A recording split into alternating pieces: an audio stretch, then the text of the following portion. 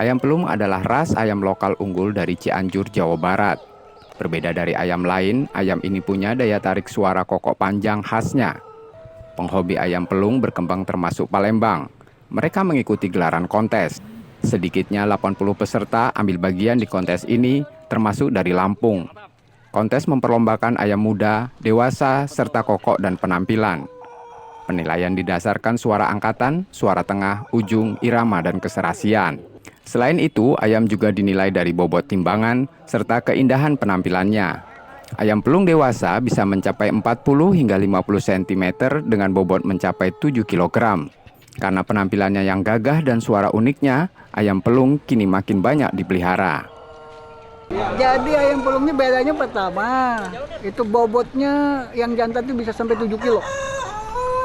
Pertama, sudah itu penampilannya gagah ya, termasuk ayam bias, dan suara.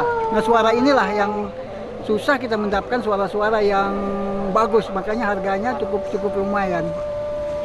Beternaknya seperti apa?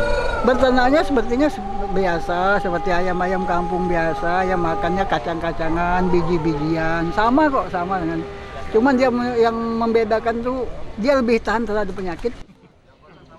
Selain hobi, memelihara ayam pelung bisa jadi peluang usaha. Satu ekor ayam pelung dihargai jutaan rupiah, terlebih bila menang kontes, harganya bisa mencapai belasan juta rupiah. M. Rizky Nurmizan, Kompas TV Palembang, Sumatera Selatan.